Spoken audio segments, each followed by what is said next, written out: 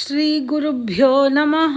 ಹರಿಃ ಓಂ. ರಾಮಾನುಜದಯಾ ಪಾತ್ರಂ ಜ್ಞಾನ ವೈರಾಗ್ಯ ಭೂಷಣಂ ಶ್ರೀಮದ್ ವೆಂಕಟನಾಥಾರ್ಯಂ ವಂದೇ ವೇದಾಂತ ದೇಶಿಕಂ. ರಾಮಾಯ ರಾಮಭದ್ರಾಯ ರಾಮಚಂದ್ರಾಯ ವೇಧಸೆ ರಘುನಾಥಾಯ ನಾಥಾಯ ಸೀತಾಯ ಪತಯೇ ನಮಃ. ಮಾಮೀಸ್ ಸ್ಟೋರೀಸ್ಗೆ ನಿಮಗೆಲ್ಲ ಸ್ವಾಗತ ಮಕ್ಕಳೇ. ನಾನು ನಿಮ್ಮ ಪ್ರಿಯಾ ಮಾಮಿ.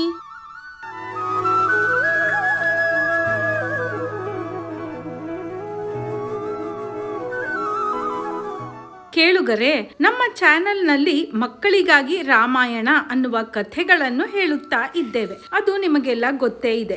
ರಾಮಾಯಣದ ಕಥೆಗಳ ಜೊತೆಗೆ ಗಾದೆ ಮಾತು, ಅವುಗಳ ಅರ್ಥ, ಸುಭಾಷಿತ ಹೇಳುವುದು, ನೀತಿ ಕಥೆಗಳನ್ನು ಹೇಳುತ್ತಾ ಕೆಲವು ನಿಜ ಜೀವನದ ಕಥೆಗಳನ್ನು ಕೂಡ ಹೇಳುತ್ತಾ ಮಕ್ಕಳಿಗೆ ಜೀವನದ ಮೌಲ್ಯಗಳನ್ನು ತಿಳಿಸುತ್ತಾ ಅಷ್ಟೇ ಅಲ್ಲ, ಆದಷ್ಟು ನಮ್ಮ ಸನಾತನ ಧರ್ಮದ ಹಿಂದೆ ಇರುವ ವೈಜ್ಞಾನಿಕ ಕಾರಣ, ಸೈಂಟಿಫಿಕ್ ರೀಸನ್ ಗಳನ್ನ ಕೂಡ ತಿಳಿಸುತ್ತಾ ಇರುತ್ತೇವೆ ನಮ್ಮ ವಿಡಿಯೋಗಳಲ್ಲಿ. ಇವುಗಳನ್ನೆಲ್ಲ ಮಕ್ಕಳ ತಂದೆ ತಾಯಿಯರು, ಪೋಷಕರು ಅಥವಾ ಅಜ್ಜ ಅಜ್ಜಂದಿರು ದಿನಕ್ಕೆ 10-15 ನಿಮಿಷಗಳಾದರೂ ಇವುಗಳನ್ನೆಲ್ಲ ಅರ್ಥ ಮಾಡಿಕೊಂಡು ಮಕ್ಕಳಿಗೆ ಹೇಳಿಕೊಡುತ್ತಾ ಬರಬೇಕು. ಇವುಗಳನ್ನೆಲ್ಲ ಚೆನ್ನಾಗಿ ಅರ್ಥ ಮಾಡಿಕೊಂಡು ಮಕ್ಕಳು ತಮ್ಮ ಜೀವನದಲ್ಲಿ ಅಳವಡಿಸಿಕೊಂಡು ಯಾವುದೇ ತಪ್ಪು ದಾರಿಯನ್ನು ತುಳಿಯದೆ ಪ್ರತಿಯೊಬ್ಬ ಮಕ್ಕಳು ಏನಾದರೂ ದೊಡ್ಡ ಸಾಧನೆ ಮಾಡಿ ದೊಡ್ಡ ಸಾಧಕರಾಗಬೇಕು ಅನ್ನುವುದೇ ನಮ್ಮ ವಿಡಿಯೋಗಳ ಉದ್ದೇಶ. ಅಷ್ಟೇ ಅಲ್ಲದೆ ವಿಷ್ಣು ಸಹಸ್ರನಾಮದಲ್ಲಿ ಬರುವ ಒಂದೊಂದು ವಿಷ್ಣುವಿನ ಹೆಸರಿಗೂ ಒಂದೊಂದು ಕಥೆಗಳನ್ನು ಕೂಡ ಹೇಳುತ್ತಾ ಇದ್ದೇವೆ. ವಿಷ್ಣು ಸಹಸ್ರನಾಮದ 1000 ನಾಮಗಳು 1000 ಕಥೆಗಳು ಅಂತ. ಇದರಿಂದ ವೇದ ಉಪನಿಷತ್ತುಗಳಲ್ಲಿ ಬರುವ ಎಷ್ಟೊಂದು ವಿಷಯಗಳನ್ನು ಸುಲಭವಾಗಿ ಕಥೆಗಳ ಮೂಲಕ ತಿಳಿದುಕೊಳ್ಳಬಹುದು ನಾವು. ಹಾಗಾಗಿ ಆದಷ್ಟು ಹೆಚ್ಚು ಜನರಿಗೆ ಈ ವಿಡಿಯೋಗಳನ್ನ ಶೇರ್ ಮಾಡಿ ನಮ್ಮ ಒಳ್ಳೆಯ ಉದ್ದೇಶಕ್ಕಾಗಿ ಕೈ ಜೋಡಿಸಿ ಅಂತ ನನ್ನ ವಿನಂತಿ. ಈಗ ರಾಮಾಯಣದ ಕಥೆಯನ್ನ ಮುಂದುವರೆಸೋಣ. ನಾವು ಹಿಂದಿನ ವಿಡಿಯೋದಲ್ಲಿ ಏನನ್ನ ತಿಳಿದುಕೊಂಡ್ವಿ ಅಂದ್ರೆ, ಭಾರದ್ವಾಜ ಮುನಿಗಳು ನೀವೆಲ್ಲ ಚಿತ್ರಕೂಟದಲ್ಲಿ ಹೋಗಿ ವಾಸ ಮಾಡಿ, ಅಲ್ಲಿನ ಪ್ರಕೃತಿ ಸೌಂದರ್ಯ ತುಂಬಾ ಅದ್ಭುತವಾಗಿದೆ, ನಿಮಗೆ ಗೆಡ್ಡೆ ಗೆಣಸು ನೀರು ಯಾವುದಕ್ಕೂ ತೊಂದರೆ ಇಲ್ಲ ಅಂತ ಹೇಳೋವಾಗ ರಾಮ ಲಕ್ಷ್ಮಣ ಸೀತೆಯರೆಲ್ಲ ಚಿತ್ರಕೂಟಕ್ಕೆ ನಡೆಯುತ್ತಾ ಹೋಗುತ್ತಾರೆ ಅನ್ನೋದನ್ನ ತಿಳಿದುಕೊಂಡ್ವಿ. ಈಗ ಮುಂದೆ ಏನಾಗುತ್ತೆ ಅಂತ ನೋಡೋಣ ಮಕ್ಕಳೇ. ಹೀಗೆ ಕಾಲು ನಡಿಗೆಯಲ್ಲಿ ಹೊರಟ ಇವರು 2 ದಿನಗಳು ಆದ ಮೇಲೆ ಚಿತ್ರಕೂಟವನ್ನ ಸೇರ್ತಾರೆ. ಅಲ್ಲಿನ ಪ್ರಕೃತಿ ಸೌಂದರ್ಯವನ್ನ ನೋಡಿ ಇವರಿಗೆಲ್ಲ ತುಂಬಾ ಸಂತೋಷವಾಗುತ್ತೆ. ಇಷ್ಟೊಂದು ನಡೆದು ಬಂದ ಕಷ್ಟವೆಲ್ಲ ಮರೆತೇ ಹೋಗ್ತಾರೆ. ಈಗ ಶ್ರೀರಾಮ ಸೀತೆಗೆ ಹೇಳ್ತಾನೆ, ಎಲೈ ಕಮಲನೇತ್ರೆ ಅಂತ. ಕಮಲನೇತ್ರೆ ಅಂದ್ರೆ ಮಕ್ಕಳೇ, ಕಮಲದ ಹಾಗೆ ಕಣ್ಣು ಇರುವವಳೆ ಅಂತ ಅರ್ಥ.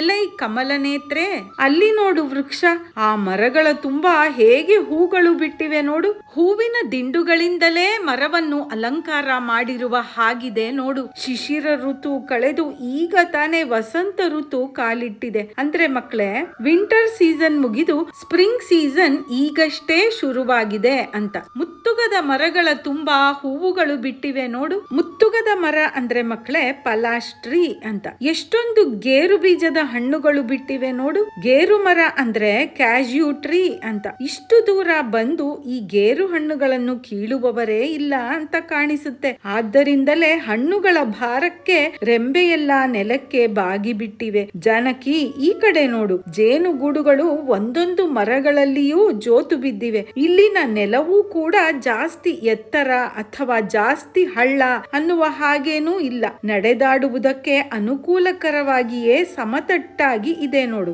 ಸಮತಟ್ಟಾಗಿದೆ ಅಂದ್ರೆ ಪ್ಲೇನ್ ಆಗಿದೆ ಅಂತ. ಅದು ಅಲ್ಲಿ ನೋಡು, ನವಿಲು ಗರಿಗೆದರಿ ಹೇಗೆ ಕುಣಿಯುತ್ತಾ ಇದೆ. ಆಹಾ, ಎಂತಹ ರಮ್ಯವಾದ ಸುಂದರವಾದ ಜಾಗ ಇದು. ಇಲ್ಲಿಯೇ ನಾವು ಆಶ್ರಮವನ್ನು ಕಟ್ಟಿಕೊಳ್ಳಬಹುದು ಅನ್ನುತ್ತಾನೆ ರಾಮ. ಕಂದ ಮೂಲ ಫಲಗಳು ಕೂಡ ಇಲ್ಲಿ ಸಮೃದ್ಧಿಯಾಗಿ ಸಿಗುತ್ತವೆ. ಇಲ್ಲಿಯೇ ಇರೋಣ ಅಂತ ಮೂವರು ನಿಶ್ಚಯ ಮಾಡಿಕೊಳ್ಳುತ್ತಾರೆ ಸಂತೋಷದಿಂದ. ಚಿಕ್ಕ ಮಕ್ಕಳ ಹಾಗೆ ಹಾಗೆ ಇವರೆಲ್ಲ ಅಷ್ಟೊಂದು ಸಂತೋಷ ಪಡುತ್ತಾ ಇರುವುದು ನೋಡಿದರೆ ಮಕ್ಕಳೇ ನಮಗೆ ಗೊತ್ತಾಗತ್ತೆ ಸಂತೋಷ ಅನ್ನೋದು ನಮ್ಮ ಹತ್ತಿರ ಇರುವ ವಸ್ತುಗಳಿಂದ ಅಥವಾ ದುಡ್ಡಿನಿಂದ ಅಲ್ಲ ಅಂತ. ಸಂತೋಷ ಅನ್ನುವುದು ನಮ್ಮ ಆತ್ಮದ ಜೊತೆ, ನಮ್ಮ ಉಸಿರಾಟದ ಜೊತೆಯೇ ಇರುವಂತದ್ದು. ಅದನ್ನ ನಾವು ಗುರುತಿಸಿಕೊಳ್ಳಬೇಕು ಅಷ್ಟೇ. ನಮ್ಮ ಮನಸ್ಸು ಮತ್ತು ಬುದ್ಧಿ ಯಾವುದೋ ಒಂದು ವಸ್ತುವಿನಿಂದ ನಮಗೆ ಆನಂದ, ಯಾರೋ ನಮ್ಮ ಜೊತೆ ಇದ್ದರೆ ಆನಂದ ಅಂತ ಅಂದುಕೊಂಡಿರುತ್ತದೆ. ಅದು ಒಂದು ಭ್ರಮೆಯೇ ಸರಿ. ನಾವು ಎಂತಹ ಕಷ್ಟದ ಪರಿಸ್ಥಿತಿಯಲ್ಲೂ ಸಂತೋಷವನ್ನು ಕಂಡುಕೊಳ್ಳಬಹುದು ಅಂತ ರಾಮ ಲಕ್ಷ್ಮಣ ಸೀತೆಯರ ನಡತೆಯಿಂದ ತಿಳಿದುಕೊಳ್ಳಬೇಕು ಮಕ್ಕಳೇ. ಅವರು ಸಂತೋಷ ಪಡುವುದಕ್ಕೆ ಈಗ ಅವರ ಹತ್ತಿರ ಅರಮನೆಯಾಗಲಿ ಆಳುಕಾಳುಗಳು ಆಗಲಿ ಯಾವುದೇ ಅನುಕೂಲಗಳೇ ಆಗಲಿ ಇಲ್ಲ. ಇನ್ನು 14 ವರ್ಷ ಪೂರ ಕಾಡಿನಲ್ಲಿಯೇ ಇರಬೇಕು ಅಂತಲೂ ಗೊತ್ತು. ಆದರೂ ಎಷ್ಟೊಂದು ಸಂತೋಷವಾಗಿದ್ದಾರೆ. ಸಂತೋಷ ಅನ್ನುವುದು ನಮ್ಮ ಮನಸ್ಸಿನ ಸ್ಥಿತಿ. ಆ ಮನಸ್ಸನ್ನ ಸಮಚಿತ್ತವಾಗಿ ಇಟ್ಟುಕೊಂಡ್ರೆ ನಮ್ಮ ಹತ್ತಿರ ಏನಿರಲಿ ಇಲ್ಲದೆ ಹೋಗಲಿ ನಾವು ಸಂತೋಷವಾಗಿಯೇ ಬದುಕಬಹುದು ಮಕ್ಕಳೇ. ಯಾಕೆ ಅಂದ್ರೆ ಸಂತೋಷ ಮತ್ತು ದುಃಖ ಅನ್ನೋದು ಯಾವುದು ನಿರಂತರವಾಗಿ ಇರುವಂತದ್ದಲ್ಲ, ಅಂದ್ರೆ ಪರ್ಮನೆಂಟ್ ಅಲ್ಲ. ಈ ಕಷ್ಟ ಕಳೆದ ಮೇಲೆ ಮತ್ತೆ ಸುಖ ಅನ್ನೋದು ಬಂದೇ ಬರುತ್ತದೆ ಅಂತ ತಿಳಿದು ನಡೆಯಬೇಕು ಮಕ್ಕಳೇ. ಇದಕ್ಕೆ ಸಂಬಂಧಪಟ್ಟ ಒಂದು ಸುಭಾಷಿತವನ್ನ ನೋಡೋಣ ಮಕ್ಕಳೇ. ಯದೇವೋ ಪನತಂ ದುಃಖಾತ್ ಸುಖಂ ತದ್ರಸವತ್ತರಂ ನಿರ್ವಾಣಾಯ ತರುಚ್ಛಾಯ ತಪ್ತಸ್ಯ ಹಿ ವಿಶೇಷತಃ. ಅಂದ್ರೆ ಮಕ್ಕಳೇ, ತುಂಬಾ ಕಷ್ಟಪಟ್ಟ ಮೇಲೆ ಬರುವಂತಹ ಸುಖ ಇದೆಯಲ್ಲ, ಅದು ತುಂಬಾ ಸಂತೋಷವನ್ನ ಕೊಡುವಂತದ್ದು ಅಂತ. ನಾವು ಬಿಸಿಲಿನಲ್ಲಿ ತುಂಬಾ ಹೊತ್ತು ನಡೀತಾ ಇರ್ತೀವಿ ಅಂತ ತಿಳ್ಕೊಳ್ಳೋಣ. ಆಗ ಒಂದು ಮರದ ನೆರಳು ಸಿಕ್ಕರೆ ನಮಗೆ ಎಷ್ಟು ಖುಷಿ ಆಗುತ್ತೆ ಅಲ್ವಾ? ಕಷ್ಟ ಬಂದಾಗ ಸ್ವಲ್ಪ ತಾಳ್ಮೆ ವಹಿಸಿ ಜೀವನ ನಡೆಸಿದರೆ ಖಂಡಿತ ಮತ್ತೆ ಸುಖ ಅನ್ನುವುದು ಬಂದೇ ಬರುತ್ತದೆ. ಹಾಗೆ ಕಷ್ಟ ಆದ ಮೇಲೆ ಬಂದ ಸುಖ ತುಂಬಾ ಸಂತೋಷವನ್ನ ಕೊಡುತ್ತೆ ಅಂತ. ಚಿತ್ರಕೂಟದ ಪರ್ವತದಲ್ಲಿ 100 ಋಷಿಗಳ ಆಶ್ರಮಗಳು ಇತ್ತು. ಅವುಗಳಲ್ಲಿ ವಾಲ್ಮೀಕಿ ಋಷಿಗಳ ಆಶ್ರಮದ ಹತ್ತಿರವೇ ಸೀತಾರಾಮ ಲಕ್ಷ್ಮಣರು ತಮ್ಮ ಪರ್ಣಶಾಲೆಯನ್ನ ಅಂದ್ರೆ ಆಶ್ರಮವನ್ನ ಕಟ್ಟಿಕೊಳ್ತಾರೆ. ರಾಮ ಲಕ್ಷ್ಮಣರು ದಶರಥನ ಮಕ್ಕಳು, ರಾಜಕುಮಾರರು. ಅವರು ಸನ್ನೆ ಮಾಡಿ ಹೇಳಿದರೆ ಸಾಕು, ಎಷ್ಟೊಂದು ಆಳು ಕಾಳುಗಳು ಓಡಿ ಬಂದು ಅವರು ಹೇಳಿದ ಕೆಲಸವನ್ನೆಲ್ಲ ಮಾಡಿಕೊಡುತ್ತಾ ಇದ್ದರು. ಆದರೆ ಇಲ್ಲಿ ಕಾಡಿನಲ್ಲಿ ಪ್ರತಿಯೊಂದು ಕೆಲಸವನ್ನು ತಾವೇ ಮಾಡಿಕೊಳ್ಳಬೇಕು. ಕಂದ ಮೂಲ ಫಲಗಳನ್ನು ಹುಡುಕಿ ತರುವುದು, ನದಿಗಳಲ್ಲಿ ಪ್ರಯಾಣ ಮಾಡುವಾಗ ತೆಪ್ಪ ಕಟ್ಟಿಕೊಳ್ಳುವುದು, ತೆಪ್ಪವನ್ನು ನಡೆಸುವುದು, ವಾಸ ಮಾಡಲು ಪರ್ಣಕುಟೀರ ಕಟ್ಟುವುದು. ಹೀಗೆ ನಾವು ರಾಜಕುಮಾರರು ಅನ್ನುವ ದರ್ಪ ಅಹಂಕಾರ ಇದ್ದಿದ್ದರೆ ಅವರು ಹೀಗೆ ಕಾಡಿಗೆ ಬರುತ್ತಲೇ ಇರಲಿಲ್ಲ. ಸೀತೆ ಕೂಡ ಕಾಡಿನ ವಾಸ ಬೇಡಪ್ಪ ಅನ್ನಲಿಲ್ಲ.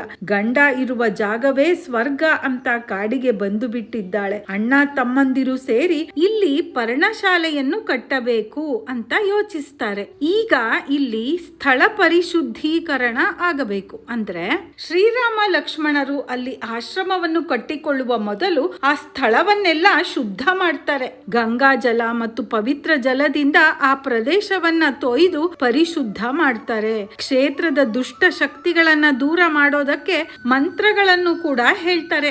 ಭೂದೇವಿಗೆ ನಮಸ್ಕಾರ ಮಾಡಿ ಇನ್ನು ಮೇಲೆ ನಾವು ಇಲ್ಲಿಯೇ ಇರುತ್ತೇವೆ, ಅಪ್ಪಣೆ ಕೊಡು ತಾಯಿ ಅಂತಾರೆ. ಅಂದರೆ ಮಕ್ಕಳೇ, ಭೂತಾಯಿಯ ಪರ್ಮಿಷನ್ ಕೇಳ್ತಾ ಇದ್ದಾರೆ. ಕಾಲ ಭೈರವ, ನವನೃಸಿಂಹ, ಅಷ್ಟದಿಕ್ಕು ದೇವತೆಗಳು, ವಾಸ್ತು ಪುರುಷನ ಪೂಜೆ, ಹೀಗೆ ಎಲ್ಲಾ ಪೂಜೆಯನ್ನು ಮಾಡಲಾಗುತ್ತೆ. ಇದಾದ ಮೇಲೆ ಪವಿತ್ರವಾದ ಅಗ್ನಿಯನ್ನ ಸ್ಥಾಪನೆ ಮಾಡ್ತಾರೆ. ಅದರ ಮುಂದೆ ವಿಧಿವತ್ತಾಗಿ ಹೋಮ ಹವನ ಎಲ್ಲವನ್ನ ಮಾಡ್ತಾರೆ. ಇದು ಆ ಸ್ಥಳವನ್ನ ಪವಿತ್ರಗೊಳಿಸುತ್ತದೆ. ಇದಾದ ಮೇಲೆ ಪಂಚಸೂಕ್ತ ಪಾರಾಯಣ, ರುದ್ರ, ಪುರುಷ ಸೂಕ್ತ, ಶ್ರೀ ಸೂಕ್ತ ಮೊದಲಾದ ಪವಿತ್ರ ಪಾರಾಯಣಗಳನ್ನ ನಡೆಸ್ತಾರೆ. ಈ ಭೂಮಿ ಪೂಜೆ, ಹೋಮ ಹವನ, ಶ್ಲೋಕಗಳನ್ನ ಹೇಳೋದು, ಮಂತ್ರಗಳನ್ನ ಹೇಳುವುದು ಇವೆಲ್ಲ ಯಾಕೆ ಮಾಡಬೇಕು? ಇವುಗಳಿಗೆಲ್ಲ ಏನಾದರೂ ಅರ್ಥವಿದೆಯೇ? ವೈಜ್ಞಾನಿಕ ಕಾರಣ ಇದೆಯೇ ಅಂತ ಸ್ವಲ್ಪ ತಿಳಿದುಕೊಳ್ಳುವ ಪ್ರಯತ್ನ ಮಾಡೋಣ ಮಕ್ಕಳೇ. ಭೂಮಿ ಪೂಜೆ ಮಾಡುವುದು ಆ ಭೂತಾಯಿಗೆ ನಾವು ಕೊಡುವ ಅತಿ ದೊಡ್ಡ ಗೌರವ, ಹೌದು ತಾನೆ? ಆದರೆ ಅದರಲ್ಲೂ ವೈಜ್ಞಾನಿಕ ಕಾರಣಗಳು ಕೂಡ ಇವೆ ಮಕ್ಕಳೇ. ಮನಸ್ಸಿಗೆ ಧೈರ್ಯ ಮತ್ತು ನಂಬಿಕೆ ಬರುತ್ತದೆ ನಮಗೆ ಪೂಜೆ ಮಾಡಿದಾಗ. ಕುಟುಂಬದಲ್ಲಿ ಎಲ್ಲರಿಗೂ ಮಾನಸಿಕ ಭದ್ರತೆ, ಶಾಂತಿ, ಧೈರ್ಯ, ಏನೋ ಒಂದು ರೀತಿಯ ಸಂತೃಪ್ತಿಯ ಭಾವನೆ ಇರುತ್ತೆ. ಇದು ಸೈಕಾಲಜಿಯ ಅಂಶವಾಗಿ ಬದಲಾಗಿ ಮಾನಸಿಕವಾಗಿ ನಾವು ದೃಢವಾಗಿ ಧೈರ್ಯವಾಗಿ ಇರುವಂತೆ ಮಾಡುತ್ತೆ. ಮಂತ್ರಗಳನ್ನ ಹೇಳೋದು, ಗಂಟೆ ಬಾರಿಸುವುದು, ಶಂಖ ಊದುವುದರಿಂದ ನಕಾರಾತ್ಮಕ ಶಕ್ತಿ ಹೊರಟು ಹೋಗುತ್ತದೆ. ಅಂದ್ರೆ ನೆಗೆಟಿವಿಟಿ ಅನ್ನೋದೇ ಇರೋದಿಲ್ಲ. ಹವನದಲ್ಲಿ ನಾವು ಹಾಕುವ ವಸ್ತುಗಳಿಂದ ತುಪ್ಪ, ಗೋಧಿ, ನವಧಾನ್ಯ ಇವುಗಳನ್ನೆಲ್ಲ ನಾವು ಹೋಮಕುಂಡದ ಅಗ್ನಿಗೆ ಹಾಕೋದ್ರಿಂದ ಇದರ ಹೊಗೆಯಿಂದ ವಾತಾವರಣ ಅಂದ್ರೆ ಎನ್ವಿರಾನ್ಮೆಂಟ್ ನಲ್ಲಿ ಬ್ಯಾಕ್ಟೀರಿಯಾಗಳು ನಾಶವಾಗುತ್ತವೆ. ಇದು ಒಂದು ಔಷಧಿಯ ಹಾಗೆ ಕೆಲಸ ಮಾಡುತ್ತೆ. ಇದು ಹವಾ ಫ್ರೆಶ್ನರ್ ಆಗತ್ತೆ, ನ್ಯಾಚುರಲ್ ಏರ್ ಫ್ರೆಶ್ನರ್. ನೀವೆಲ್ಲ ನೋಡಿರಬಹುದು ಮಕ್ಕಳೇ, ಭೂಮಿ ಪೂಜೆ ಅಥವಾ ಗುದ್ದಲಿ ಪೂಜೆಯಲ್ಲಿ ಸ್ವಲ್ಪ ಮಣ್ಣನ್ನ ಅಗೆಯುತ್ತಾರೆ. ಆ ಭೂಮಿಯಲ್ಲಿ ಎಂತಹ ಮಣ್ಣು ಇದೆ, ಈ ಮಣ್ಣಿನ ಅನುಗುಣಕ್ಕೆ ಸರಿಯಾಗಿ ನಾವು ಯಾವ ರೀತಿಯ ಪಾಯ ಹಾಕಬಹುದು ಅಂತ ಇಂಜಿನಿಯರ್ಗಳು ಪರೀಕ್ಷೆ ಮಾಡಿಕೊಳ್ಳುತ್ತಾರೆ. ಮನೆ ಕಟ್ಟುವುದಕ್ಕೆ ಮುಂಚೆ ಈ ರೀತಿಯ ಮಣ್ಣಿನ ಪರೀಕ್ಷೆ ಮಾಡುವುದು ತುಂಬಾ ಮುಖ್ಯವಾಗಿರುತ್ತೆ ಮಕ್ಕಳೇ. ಭೂಮಿ ಪೂಜೆ ಮಾಡಿದ ಮೇಲೆ ಇಲ್ಲಿ ನಾವು ಧೈರ್ಯವಾಗಿ ಮನೆ ಕಟ್ಟಬಹುದು ಅನ್ನುವ ಧೈರ್ಯ ಕೂಡ ಹೆಚ್ಚಾಗತ್ತೆ ನಮ್ಮ ಮನಸ್ಸಿನಲ್ಲಿ ಧೈರ್ಯ ಮತ್ತು ಶಾಂತಿ ಇದ್ದರೆ ಮುಂದೆ ಕೆಲಸಗಳೆಲ್ಲವೂ ಅನುಕೂಲಕರವಾಗಿಯೇ ಸುಲಭವಾಗಿ ನಡೆಯುತ್ತಾ ಹೋಗುತ್ತದೆ. ಮನೆ ಕಟ್ಟುವ ಕೆಲಸದ ಪ್ರಾರಂಭವೇ ಶುಭವಾಗಬೇಕು ಅಂತಲೇ ಈ ಭೂಮಿ ಪೂಜೆ ಮಾಡೋದು. ನಮ್ಮ ಪ್ರತಿಯೊಂದು ಆಚಾರ ವಿಚಾರ ಶಾಸ್ತ್ರಗಳಲ್ಲೂ ಎಷ್ಟೊಂದು ವೈಜ್ಞಾನಿಕ ಕಾರಣಗಳು, ಮಾನಸಿಕ ಧೈರ್ಯ ಕೊಡುವಂತಹ ಕಾರಣಗಳು ಇದ್ದೇ ಇರುತ್ತವೆ ಮಕ್ಕಳೇ. ಆದ್ದರಿಂದಲೇ ಶ್ರೀರಾಮ, ಸೀತೆ, ಲಕ್ಷ್ಮಣರು ಮಾನಸಿಕ ದೃಢತೆಯಿಂದ ಇಂತಹ ಆಚರಣೆಗಳನ್ನೆಲ್ಲ ಮಾಡುತ್ತಾ ಇದ್ದರು. ನಾವು ಮಾಡುವುದು ಶಾಸ್ತ್ರ ಮಾತ್ರ ಅಲ್ಲ, ಅದರಿಂದ ಎಂತೆಂತಹ ಉಪಯೋಗಗಳು ಇವೆ ಅಂತ ತಿಳಿದುಕೊಂಡು ಮಾಡಿದರೆ ಆ ಕೆಲಸದಿಂದ ನಮಗೆ ಇನ್ನಷ್ಟು ಸಂತೋಷ, ಉತ್ಸಾಹವೇ ಹೆಚ್ಚುತ್ತದೆ. ಈ ಪೂಜೆ ಪುನಸ್ಕಾರಗಳೆಲ್ಲ ಮುಗಿದ ಮೇಲೆ ಅವರು ಅಲ್ಲಿಯೇ ಪರ್ಣಶಾಲೆಯನ್ನ ಕಟ್ಟಿಕೊಳ್ತಾರೆ. ಆ ಆಶ್ರಮ ನೋಡೋದಕ್ಕೆ ತುಂಬಾ ಸುಂದರವಾಗಿದೆ. ಅಷ್ಟೇ ಅಲ್ಲ, ಮಳೆ ಗಾಳಿಯನ್ನು ತಡೆದುಕೊಳ್ಳುವಷ್ಟು ಗಟ್ಟಿಯಾಗಿಯೂ ಇದೆ. ಅವರ ಕುಟೀರದ ಪಕ್ಕದಲ್ಲಿಯೇ ಮಾಲ್ಯವತಿ ಎನ್ನುವ ನದಿ ಹರಿಯುತ್ತಿದ್ದಾಳೆ. ಪರ್ಣಶಾಲೆಯ ಸುತ್ತಲೂ ಹೂದೋಟ ಇದೆ. ಕಣ್ಣುಗಳಿಗೆ ಆನಂದವನ್ನು, ತಂಪನ್ನು ಕೊಡುವ ಗಿಡ, ಮರ, ಬಳ್ಳಿಗಳು ಇವೆ. ಯಾವಾಗಲೂ ಹಕ್ಕಿಗಳ ಚಿಲಿಪಿಲಿ ನಾದ ಕೇಳಿ ಬರುತ್ತಾ ಇರುತ್ತೆ. ಇದು ಇನ್ನಷ್ಟು ಸಂತೋಷ ಕೊಡುತ್ತೆ ಇವರುಗಳ ಮನಸ್ಸಿಗೆ, ಕಣ್ಣಿಗೆ ಮತ್ತು ಕಿವಿಗಳಿಗೆ. ಈಗ ರಾಮ ಲಕ್ಷ್ಮಣರಿಗೆ ತಾವು ಅಯೋಧ್ಯೆಯಲ್ಲಿ ರಾಜಕುಮಾರರು ಅನ್ನುವುದು ಮರೆತೇ ಹೋಗಿತ್ತು. ಸೀತೆಗೆ ತಾನು ರಾಜಕುಮಾರನ ಹೆಂಡತಿ ಅನ್ನುವುದೇ ಮರೆತು ಹೋಗಿತ್ತು. ಅಷ್ಟೊಂದು ಸಂಭ್ರಮ ಅವರಿಗೆ ಕಾಡಿನಲ್ಲಿ. ಈಗ ಪರ್ಣಕುಟೀರವನ್ನ ಕಟ್ಟಿ ಮುಗಿಸಿ ಮತ್ತೆ ಪೂಜೆ ಪುನಸ್ಕಾರಗಳನ್ನೆಲ್ಲ ಮಾಡಿ ಅಲ್ಲಿಯೇ ಜೀವನ ನಡೆಸೋಕೆ ಶುರು ಮಾಡ್ತಾರೆ ರಾಮ, ಲಕ್ಷ್ಮಣ, ಸೀತೆಯರು. ನಾವು ರಸಪ್ರಶ್ನೆಗೆ ಹೋಗೋದಕ್ಕೆ ಮುಂಚೆ ಎಲ್ಲರೂ ಜೈ ಶ್ರೀರಾಮ್ ಅಂತ ಕಮೆಂಟ್ ಮಾಡಿ ಕೇಳುಗರೆ. ನಿಮಗೆ ಈ ಕಥೆ ಇಷ್ಟವಾಗಿದ್ರೆ ಲೈಕ್ ಮಾಡಿ, ಶೇರ್ ಮಾಡಿ ಹಾಗೂ ನಿಮ್ಮ ಅಭಿಪ್ರಾಯವನ್ನು ಕೂಡ ತಿಳಿಸಿ ಕೇಳುಗರೆ. ನೀವಿನ್ನ ನಮ್ಮ ಚಾನೆಲ್ ನ ಸಬ್ಸ್ಕ್ರೈಬ್ ಮಾಡ್ಕೊಂಡಿಲ್ಲ ಅಂದ್ರೆ ಸಬ್ಸ್ಕ್ರೈಬ್ ಮಾಡ್ಕೊಂಡು ಬೆಲ್ ಬಟನ್ ಕೂಡ ಒತ್ತಿ. ಆಗ ನಮ್ಮ ಕಥೆಯ ನೋಟಿಫಿಕೇಶನ್ ನಿಮಗೆ ಸಿಗತ್ತೆ. ಆಗ ನಮ್ಮ ಯಾವುದೇ ವಿಡಿಯೋಗಳು ನಿಮಗೆ ಮಿಸ್ ಆಗೋದೇ ಇಲ್ಲ. ಬನ್ನಿ ಮಕ್ಕಳೇ, ಹಾಗಾದ್ರೆ ನಾವು ರಸಪ್ರಶ್ನೆಯನ್ನು ನೋಡೋಣ. ನೀವೆಲ್ಲ ತಯಾರಾಗಿದ್ದೀರಾ ತಾನೆ? ಪ್ರಶ್ನೆ 1. ರಾಮ, ಲಕ್ಷ್ಮಣ, ಸೀತೆಯರು ಕಾಡಿನಲ್ಲಿ ಎಷ್ಟು ದಿನಗಳು ನಡೆದ ಮೇಲೆ ಚಿತ್ರಕೂಟವನ್ನು ತಲುಪುತ್ತಾರೆ? ಪ್ರಶ್ನೆ 2. ಶ್ರೀರಾಮ ಸೀತೆಗೆ ಪ್ರಕೃತಿ ಸೌಂದರ್ಯವನ್ನು ತೋರಿಸುತ್ತಾ ಹೇಳುವ ಮಾತುಗಳನ್ನ ವಿವರಿಸಿ ಮಕ್ಕಳೇ. ಪ್ರಶ್ನೆ 3. ಅಲ್ಲಿ ಆಶ್ರಮವನ್ನು ಕಟ್ಟಿಕೊಳ್ಳುವ ಮೊದಲು ಎಲ್ಲರೂ ಸೇರಿ ಯಾವ ಯಾವ ಕೆಲಸಗಳನ್ನು ಮಾಡುತ್ತಾರೆ? ಪ್ರಶ್ನೆ 4. ಭೂಮಿ ಪೂಜೆ, ಹೋಮ, ಹವನ ಎಲ್ಲ ಮಾಡುವುದರಿಂದ ನಮಗೆ ಆಗುವ ಪ್ರಯೋಜನಗಳು ಏನು ಮಕ್ಕಳೇ? ಪ್ರಶ್ನೆ 5. ಅಲ್ಲಿ ಹರಿಯುತ್ತಿದ್ದ ನದಿಯ ಹೆಸರೇನು? ಈ ಪ್ರಶ್ನೆಗಳಿಗೆಲ್ಲ ನಿಮಗೆ ಉತ್ತರ ಗೊತ್ತೇ ಇದೆ. ಗೊತ್ತಿಲ್ಲ ಅಂದ್ರೆ ಏನ್ ಮಾಡ್ಬೇಕು? ಇನ್ನೊಂದ್ಸಲ ಕಥೆಗಳನ್ನ ಕೇಳಿಸ್ಕೊಂಡು ಉತ್ತರ ಕೊಟ್ರೆ ಆಯ್ತು. ಹಾಗಾದ್ರೆ ನಾನು ನಿಮಗೆ ಮುಂದಿನ ವಿಡಿಯೋದಲ್ಲಿ ಸಿಗ್ತೀನಿ ಮಕ್ಕಳೇ. ಜೈ ಶ್ರೀರಾಮ್ ಅಂತ ಕಮೆಂಟ್ ಮಾಡೋದನ್ನ ಮರೆಯಲೇಬೇಡಿ ಮಕ್ಕಳೇ. ಜೈ ಶ್ರೀರಾಮ್. ಸರ್ವೇ ಜನಾಃ ಸುಖಿನೋ ಭವಂತು.